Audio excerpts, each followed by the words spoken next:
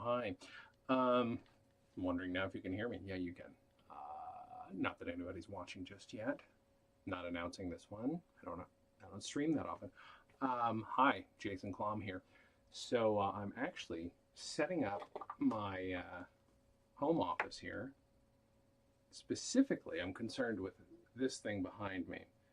And I don't care about that information thing. So I need to turn that on so that you can kind of see what I'm dealing with. So behind me, I always have this behind me in any stream that includes, that's everything from podcasts to therapy. And I usually do turn it on for therapy because I'll be honest, seeing it in the background, if I have to see my own camera, it's like, oh, look at that fun stuff that I was involved in. And it's so bright. It's too bright for, actually, you know what? It's I forgot I did adjust everything. So it's actually a better balance of color. So it's usually this is so washed out you can't see anything. Right there, that's Presenting Dick Davey. That's a record I just produced, my first vinyl comedy record. So so it's interesting, I guess. Well, it's interesting to me. Hopefully interesting to you. Is this is usually filled with stuff. This is actually cacophonous. There's just a bunch of random shit here. This is a shelf from the dollar store that's upside down that I think was holding a book or something. It's filled. I don't dust nearly enough. Got a few cloches that have nothing in them. They're for display. I do have some with stuff in them, but I have a bunch of spares because, well, I like the idea of putting stuff on display like it's in a museum. Like, not entirely for the bit. I've got a few things that I would like to keep protected from dust and other elements. There's not a lot of direct sun that gets in this way, so that's not a problem. And is that a cat? I thought I just heard my cat. I did. Daisy, the stream's not going yet, but do you want to be on TV? Hi. I have a cat. Her name is Daisy. Daisy, do you want to go up? My hands are now covered in dust, so you're going to sneeze if I pick you up. No? Hi. Do you want to come up on my lap? Can I pick you up? There we go. Daisy's beautiful. Daisy's beautiful. She's going to hang out. Are you going to hang out? She might not. She might actually end this stream early because I can't do as much as I thought I could a minute ago. Yes. Too many lights. There are more lights in here than normal. What do we got? Warning. What's this warning say? Warning. The stream something. Oh, open audio. Open studio. What's going on? I don't know what's happening. I'm not used to streaming. Okay. There we go. Moderation helps everyone feel safe. Well, that's great. Anyway. Oh, I see. Lower bit rate than what is expected. That's fine. Who gives a shit? So, this is Daisy. Daisy's hanging out with me. She's in here a lot. She usually helps me write. I'm in the middle of a break from writing my next book. And so I thought, like, I had just brought back a bunch of stuff from the Detroit Public Library, and I want to decorate my space again, redecorate it, sort of something it all. Do you want to leave my lap? It's okay if you do. You don't like when I talk so much. Too much talk for the cat. Yeah? Okay, I'm gonna help the cat down. Okay, sweetie. Okay, I got you. Here you go, baby. So, at the Detroit Public Library, for the last month up till the 15th, so September 16th through October 15th, Dan and Jay's Comedy Hour, which is my sketch comedy group. We've been doing comedy and improv together for 32 years now. We decided that we were going to release a cylinder, specifically an Edison cylinder, not just a three-dimensional shape, but one of these guys. And through the help of Vulcan Records, we did. This is The Inquisitive Florist. You'll see there, Dan and Jay's Comedy Hour. It's a 2-minute sketch. It's very stupid, and it will never be released digitally. Now, you will get a digital copy of it if you buy it. There is what is going on? Oh, this light is, anyway, not used to doing this. So,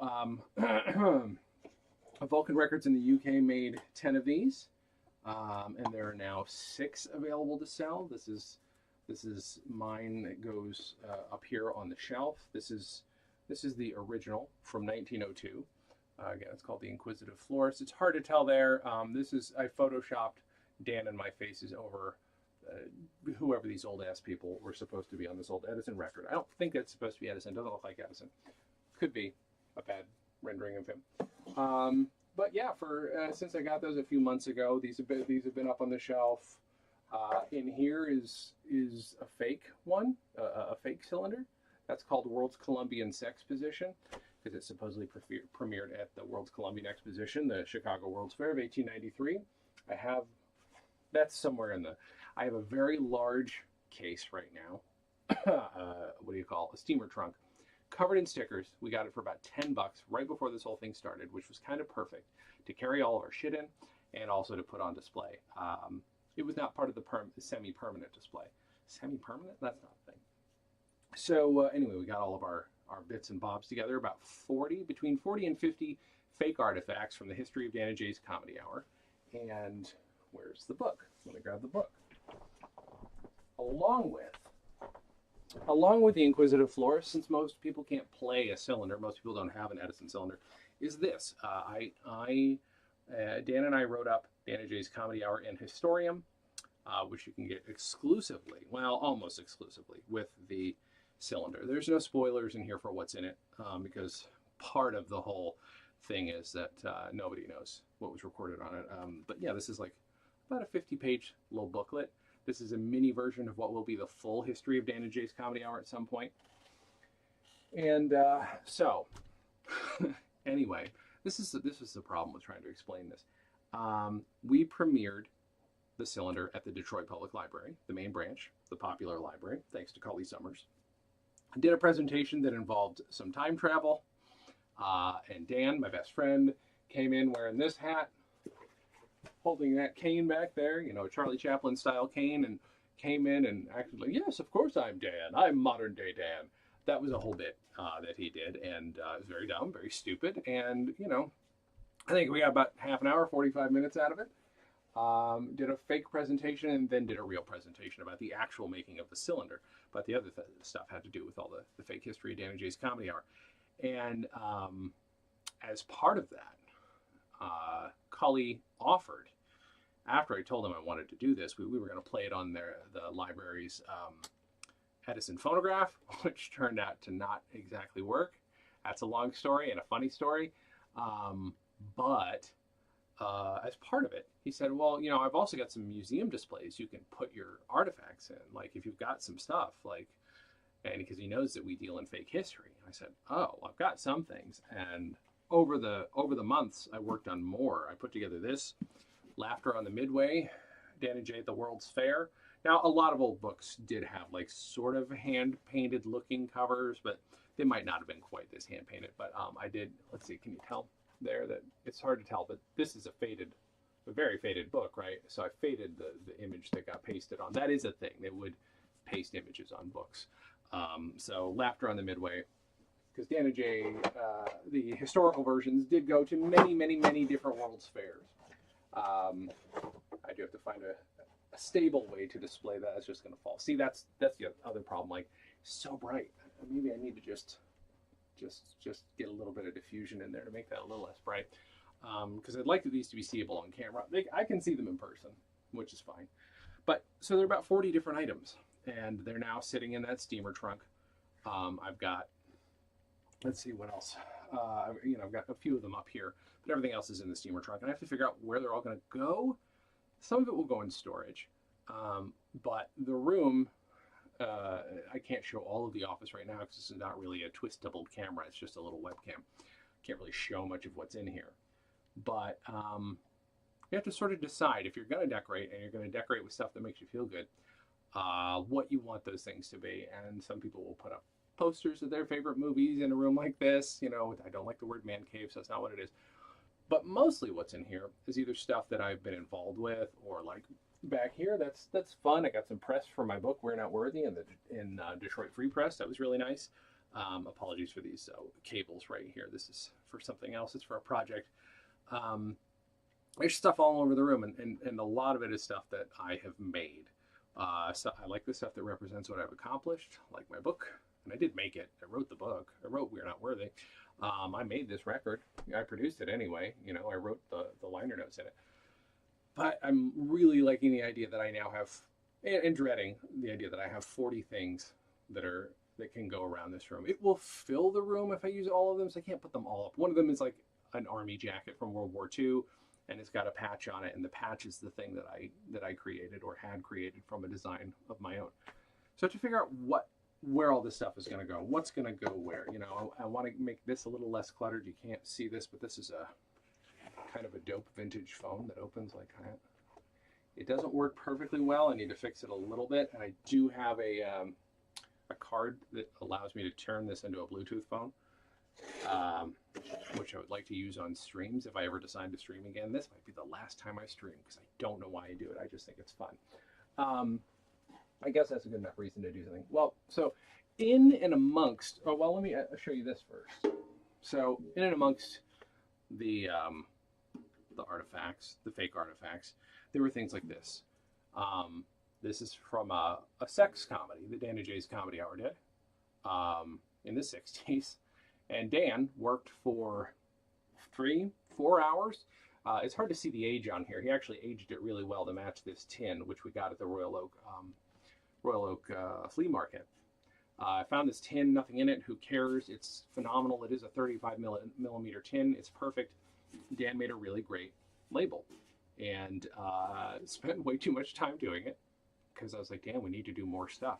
Turns out next day, Dan just banged out everything else while I was barely even looking because he's very good like that. Dan's an IT guy, so if you need him to do something last minute, unfortunately for him, he's very good at it. And so, yeah, there were tons of these fake artifacts. We're talking about books. We're talking fake cylinders, real cylinders as well. But there's only a couple of things in there. I'm trying to tighten up the bolts on this one, just so I don't want it to fall apart. Only a couple things in there that were real artifacts, like real, genuine, and rediscovered artifacts, I should point out. This is, oh, that's really busted on the back.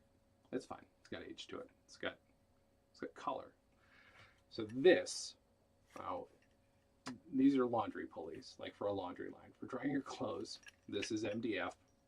These are bolts, nuts and bolts, right? Dan and I, like I said, have been doing comedy together since 1993. In 1994, my dad brought the video camera home for the first time, and we recorded videos, and unendingly, we thought we were making movies. And we did, kind of. Like, we cut together stuff that was, or made stuff that could eventually be cut together into something resembling a movie. But the most impressive part of that was the fact that we did take our time to light stuff and to do fun, interesting camera moves. And one of the members of that group, Mike Shaver, the late Mike Shaver, he was our mutual best buddy, made this rig. And the rig was just to move a camera, just like, you know, just to move it along a line. So we could get like a smooth dolly of some kind, or a pan actually, because you could just put the line this way, right? A little more complicated. It's not normally, in normal stuff, it would be done on the ground. You know, you've got a bar on the ground, but here you just suspend the rope between two things, and it's kind of an ingenious bit of kit. So so that's what this did. And we very much used it to recreate the, I don't know what the name of the shot is technically. I always think of it as the Hitchcock shot where you zoom in and pull out, or zoom out, pull in. Yeah, it's a zoom out and pull in. And then the background kind of shrinks. That kind of thing makes things look intense and concentrated. So Mike created this. So this is like 96 probably. So Mike was like 14. Mike was a couple of years younger than us. But it's great. It was brilliant. We used it a lot. And this, after I left home in 1999, went to film school in Chicago, and 15 years later visited home again, but my dad didn't live in that house. And I asked the people who owned it, I'm like, would you mind, this is weird, but we shot everything in the barn. There was a barn back there. Could I go up in the barn and look around? We don't care, we don't use that thing. And I go up in there, and there's our old front door is just laying around on the floor. Bunch of other random shit that hadn't been touched and probably would have been moved if anybody wanted to use that rickety old barn. But I went, climbed the rickety stairs, which Dan had hurt himself on years ago, went upstairs, and this was just laying there, filled with, you can still see some of the cobwebs, actually. I haven't really done anything to it, because I'm like, adds age to it, adds color. I did not age this thing a bit. and I and I asked the owner of the house, like, well, could I take this? She's like you could tell the subtext of her face was, why the fuck would I want that garbage? Yes, of course, take the garbage. So I packed this in my luggage to go home, along with a very big bag of papers that I had gotten from Dan's brother Julian, and those were all put together, brought home, and I finally got to start the archive, and that's what got me kind of into archiving Dan and Jay's Comedy Hour, and me archiving our stuff got me sort of interested in the absurdity of that idea, and the whole project is a long thing that I could explain more and more. One of these days I probably will, but long story short, we didn't put this in the first day because I was like, I don't know where this is, because I had put it away. I haven't had it on display since I brought it home because it's filthy and because I didn't have a good place for it. But now that I found it, I took it out, and then a couple days later, when we went back to the library, because there was a period of time where I was bugging Cully Summers every day, I put this in there, and this is a nice dedication to our late friend Mike. And I don't remember. Dan wrote up the museum cards, because we have museum cards for all 40 items that were going in this museum style display that was up at the DPL for a month. And I think I could be wrong. Maybe I wrote that one up, but it might have been related to the sex comedy, the 60s British sex comedy. But either way, it's listed as a camera rig, an historical one from the 60s. Whether that's accurate to all this hardware, I don't particularly give a shit. But yeah, so this is dedicated to Mike Shaver. This was part of our fake museum display. And again, it's the part of the display that makes it real, because there is actual history to our 32 years of comedy, but we had a description on here that was complete and utter horseshit. Oh, and Mike is actually on the back of, so this is the cover to An Historium, which is sort of the précis of Dan and Jay's Comedy Hour history. This is what comes with the cylinder, for those just watching now. That's an actual photo. The gentleman in the upper left hand there is my great-grandfather, Jacob Klom, if I'm not mistaken. And then right here is Dan. The other one is me. We photoshopped ourselves over these gentlemen. And then on the back, using many bits and pieces, including an actual photo of Mike. It's just so hard to see. I'm sorry. This is not going to autofocus. Oh, never mind. It kind of did. So that's Mike taking the picture. And then it turns out at least those two guys behind us, including my grandfather, are cutouts. So Mike is on there as well. There's a few dedications to Mike. So I have to find a spot for this too. There's just so much extra crap. I say crap because that's what it is. I mean, that's the other thing. I've sort of gone out of my way, whether I meant to or not, that's not going to look good, to create garbage, to create my own personal just hellscape of extra shit to put on display in the office. Yeah, this is not going to work. I'm not liking that. It's going to fall. It's going to hit the cat. If you missed the cat, I'm sorry. Daisy ran away. Yeah, there's about a million other things I could bring into show, and I was going to basically just sit here, fuck around, and clean this up. Oh, here's another one. This is one I finished recently. After we actually had the display put together at the DPL, I could not let go that I didn't put this together in time. This is a humor book, a 1950s humor book, If Pineapple Rings Take a Message. There's a little picture on the back with Dan and I and JFK. JFK is holding a gun. Dan's holding a crossbow. There's a lot of stuff going in there. And this is if I'm not mistaken, I am mistaken because I don't remember. It was an actual humor book, but I decided to put this together. So there's a ton of fake books in that display. What else? Actual copy of our cylinder, CDs, our smallest comedy record in the world. I don't have that up here, but it's 1.5 inches in diameter, only 10 seconds per side. Custom plinth had to be used to play it. I only heard it played once because there's no other way to play it. We do make a lot of things that people can't actually play or use, which is kind of stupid, but it's also kind of wonderful. I'm not very good at ephemeral comedy or anything. I don't like when things go away. I like to have them fully documented. And I will say, performing live and doing things like that, which is something Dan and I don't do much. It's mostly been recorded comedy for 32 years. Including our podcast, which you can check out at danandjay.com. I don't like when stuff goes away. I like it to be fully recorded, but there is some relief about making a few things here and there that you can only experience in person. Um, Especially if I don't choose to release the recording of that, which I may or may not. It depends. I have a bit that I want to do with it, which is it. It was intended to only be released in the future, 50 years in the future. Couldn't tell you. I don't have a justification for that bit yet. Which, by the way, that's what this book is. Again, this book is 50 pages of me over justifying the use of a dumb name or a stupid joke. I will just be like, oh well, what if we created, the first comedy automaton? Which that's called Praxetes, is the name of the comedy automaton. Which, oh, you know what? I wish I had Praxetes' a skull, but I can do you one slightly less. Is my phone about to go off? I think it is. Yep, there we go. So this. So Praxetes was represented by a character from our sketches in the 90s. Characters called Frederica. There was Fred and Frederica. They don't have real genders, and they're not really characters. They were used as puppets. And they started out, what you'll see is not flesh-toned. It's supposed to be flesh-toned. And it also is supposed to have two human-looking eyeballs. I've replaced one of them with an LED, a 90s style LED. But this is Fred. Fred was not in the display. Frederica was. She's copper-colored.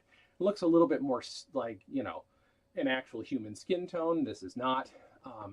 And if you don't know what this is the skull of a Rhesusa Annie. Is that scary? And this eyeball here, this eyeball has a, where is it? Well, oh no, this one doesn't have it. The other one does. So they have a built-in little thing in here, where, if I'm not mistaken, where if air is pumped in through a tube, the eyes can dilate. I've never been able to successfully make that happen. I'm not exactly sure how it works. There's also one that's supposed to go here at the front. I kind of tore Fred apart, I guess. But my dad used to teach CPR, and he had some extra Rhesusa Annie dolls around. So we got two skulls, and this is what I did to this one. The other one looks a little bit more traditional. Still has some of the rotting foam on it, which is great. Looked really good in the display. It may be kind of sad to remove the display, but I will say this, and I did that on Wednesday. I was up there for a month at the DPL. It was kind of sad, except there were people looking at the display as I was taking it out, which made me realize, oh, this is pretty good foot traffic. There are probably a few people who saw our stuff. No idea if they clicked on use a QR code to check out our website. That really wasn't the deal. The deal is I want for about 5 seconds for somebody to think these are real artifacts, and then hopefully discover the joke on their own, because I don't think the joke is that deep that you're going to fall into it too heavy. However, there is this element of, why then does somebody spend this much time making something that, yeah. So why go to the lengths? I didn't write this book out, but I did create this cover. Why did I do that? Why did I then fade the sides of the photos to make it match? There's a certain joy in creating stuff like this. There's a joy in just having created 40 things explicitly for this display that might not get used again for a while. Although I am hoping very much to bring the Dan and Jay's Traveling Museum somewhere else, so I can actually call it a traveling museum. I'm still calling it that right now, but because I like the idea. I like the idea of bringing it somewhere. And you might then ask yourself, well, does that not have to do with not just your comedy, but your ego? Yes, but I will say over the years, I've developed a reverse justification for that, which is that Dan and Jay on the podcast, which is its own world at this point, even though we sometimes interview people and we do act much as ourselves, there's a whole fake universe going on where Dan is communicating with me from 30 years in the past. He only is here when he travels here by time machine, hence us performing together live once, and only once so far. And the idea, as set forth in this book, it's not made explicit. That would be boring. No time travel is mentioned in this book. There are the fact that time travel or being visited by people from other dimensions is a bit that we've been doing for a long time is mentioned, but there's no actual time travel mentioned in the book itself. But it becomes, I think, clear, at least subtly clear, that Dan and I have been traveling through time to make our impact on comedy basically by force. It's quite possible that we have introduced our great-great-great-grandfathers to the world of comedy so that we can make the impact on comedy that we couldn't do in our own lifetimes. And I think that's kind of fun. And I do think it's kind of speaks to maybe the worst demons of an entertainment person. And it's the way that I deal with it. Because, yeah, sure, there's an ego there. But for the most part, I just like making shit, which is what this is about. I thought I was going to come here and figure out how I was going to reorganize this. But there's 40 things. And all 40 things can't fit in here. You can barely see what's in here anyway. I didn't make this. There is a wish in there. Still working on it. There are little things. I didn't make this. This is from the set of Crossing Jordan. Does not say Bud Light. It's supposed to look like it does from a distance, though, and it does. There's this. This is the actual cylinder, which I did show a little bit earlier in the stream. The actual Inquisitive Florist cylinder. Then there's one in here that's a 3D printed cylinder, and this I made. This is now related to Dan and Jay's Comedy Hour, but this is a peanut. This is a peanut, and that's related to something called a drinking game, which I will talk about on another stream, which I guess maybe I'll do another stream. But anyway, I guess that's it. I thought there's going to be a little something more to this, but you can go to jasonklom.com if you want. If you're interested, go to danandjay.com, where I do Dan and Jay's Comedy Hour. We just released an episode with Frank Conniff. We've got a few really great episodes in the can that I haven't gotten to release yet. I've got a book called We're Not Worthy, which is this guy. It's a history of 90s sketch comedy. I interviewed 150 people for it, from Bob Odenkirk to Carol Burnett. I've got this album that I just produced. This is called Presenting Dick Davey. It's from Stand Up Records. Go to standuprecords.com. I wrote the 6,500 words of liner notes in there about me trying to discover his true identity and then discovering a bunch of unreleased comedy. I'm into archives. I'm into comedy archives very specifically. At Celery Sound Records, if you want, you can go. It's a little hard because our merchant thing is not working too well right now, but you can just basically pay me through PayPal $50 and I will send you one of these cylinders within a cylinder. There's no cylinder in here, but there's a cylinder, there's a USB key that will go in there, and then you'll get a copy of this book and maybe probably a couple of stickers and things like that, because I've got a few of those sitting around. That's about it. danandjay.com, jasonklom.com. We've got a few other podcasts out there, but you can find all that information at jasonklom.com or comedypodcast.cloud, which is the network I run. Anyway, thank you for checking this out. I guess my next stream might be a little bit more involved, where I actually redecorate the office and, I don't know, take questions or something. I don't know. I don't know anything about this stuff. I'm terrible at this. Anyway, thank you for joining. Bye-bye.